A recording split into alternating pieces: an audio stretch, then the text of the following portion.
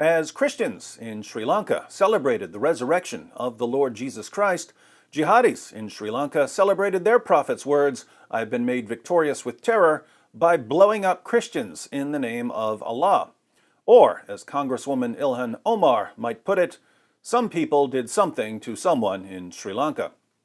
Sri Lanka is an island country near the southern tip of India. Buddhists make up about 70% of the population, Hindus around 13%, Muslims around 10%, and Christians around 7%. So Muslims and Christians are religious minorities in Sri Lanka. But this didn't stop one religious minority from trying to wipe out another religious minority. In the Quran, Allah orders Muslims to fight those who don't believe in Him, to fight unbelievers who are near them, to show mercy only to fellow Muslims, to strike terror into the hearts of Allah's enemies, and to kill until they get killed. Muhammad declared that he had been ordered by Allah to fight unbelievers until they acknowledge that there is no God but Allah and that Muhammad is his messenger.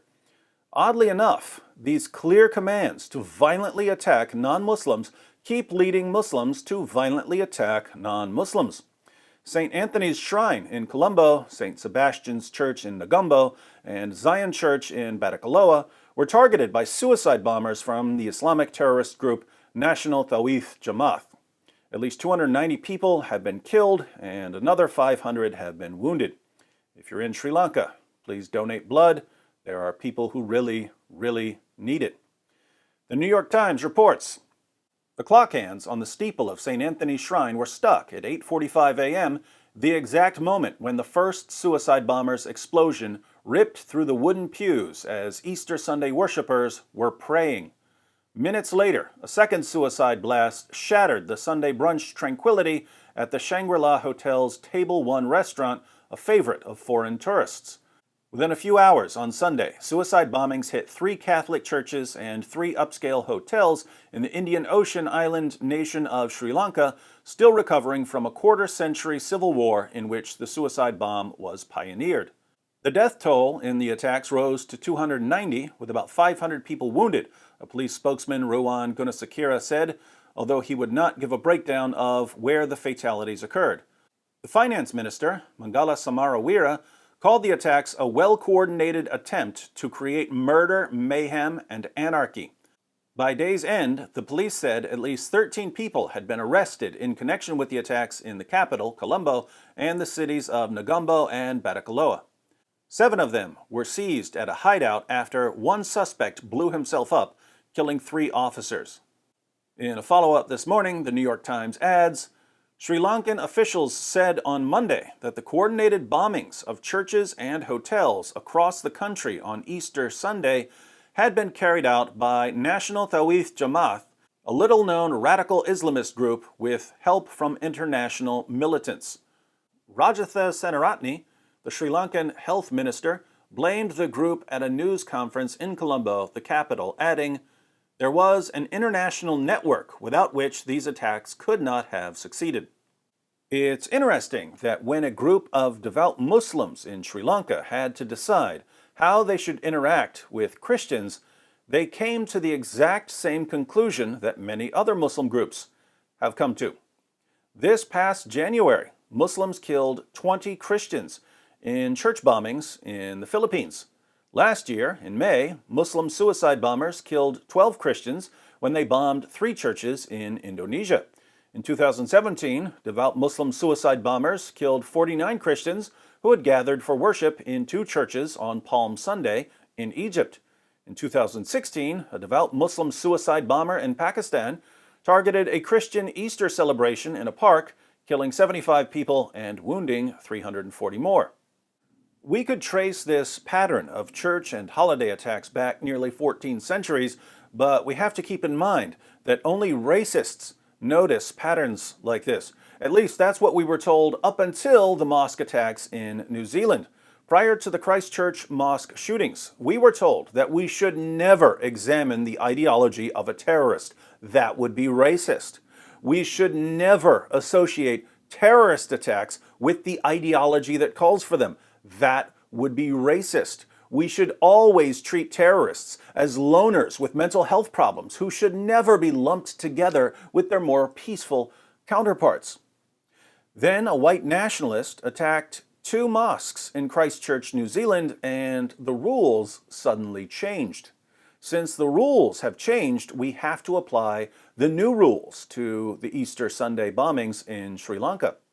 Here are 4 applications of the new rules. First, after the Christchurch Mosque shootings, many Muslims and many leftists blamed everyone who has ever criticized Islam and everyone who has ever criticized anything any Muslim has ever said or done for the attack. There were Muslims who blamed Chelsea Clinton for the Christchurch shootings because she once condemned the anti-Semitic comments of a Muslim. I was blamed for the Christchurch shootings, even though I condemn violence. Robert Spencer was blamed for the Christchurch shootings. The apostate prophet was blamed for the Christchurch shootings. Journalists were blamed for the Christchurch shootings. Politicians were blamed for the Christchurch shootings. Who actually carried out the Christchurch shootings? A white nationalist and self-proclaimed eco-fascist. But many Muslims and many leftists used the attack to smear anyone they disagree with. So, to be consistent, we can now blame anyone who has ever criticized Christianity and anyone who has ever criticized anything any Christian has ever said or done for the church bombings in Sri Lanka. Muslims, you're responsible for the bombings because you've criticized Christianity. Atheists, you basically built the bombs that were used in the attacks because you've criticized Christianity. You journalists who wrote articles about abuse scandals in the Catholic Church, you are the real terrorists here because you drew attention to abuse in the Catholic Church. Now, if this sounds absolutely insane to you, if it sounds completely crazy to blame everyone who has ever criticized Christianity for the terrorist attacks of a group of Muslims, keep in mind, I don't make the rules. I simply enforce them once other people have made them. So, you are now free to blame anyone you don't like for the Easter attacks in Sri Lanka. Second, after the Christchurch shootings, countless women, including the Prime Minister of New Zealand, wore hijabs to show their solidarity with Muslims. To be consistent, in order to show their solidarity with Christians, Muslims around the world should now dress like Christians. The easiest way to do this is to wear a cross. I expect to see millions of peaceful Muslims wearing crosses now, since Muslims around the world praised non-Muslim women for wearing the hijab following the Christchurch attack. Third, after the Christchurch shootings, social media platforms renewed their efforts to ban anyone who criticizes Islam, especially people who criticize Islam peacefully. I was blocked from Twitter and Facebook, as were many others. For the sake of consistency, Twitter and Facebook must now ban anyone who criticizes Christianity, even if they do so peacefully. If they don't start banning anyone who criticizes Christianity, they're a bunch of hypocrites. And we know that the righteous geniuses on the trust and safety teams of Facebook and Twitter couldn't possibly be hypocrites, right? Fourth, the Christchurch shooter is a white nationalist. No one hesitated to condemn white nationalism following the attacks. So, his ideology was criticized and condemned, even though there are plenty of peaceful white nationalists. The takeaway is that when someone slaughters people in the name of his ideology, it's perfectly acceptable to criticize and condemn his ideology, even if there are many peaceful adherents of his ideology. This means that following the church bombings in Sri Lanka, which were carried out by Muslims in the name of Allah, we can criticize and condemn Islam, even though there are plenty of peaceful Muslims in the world. Again, I don't make the rules here, I just enforce them.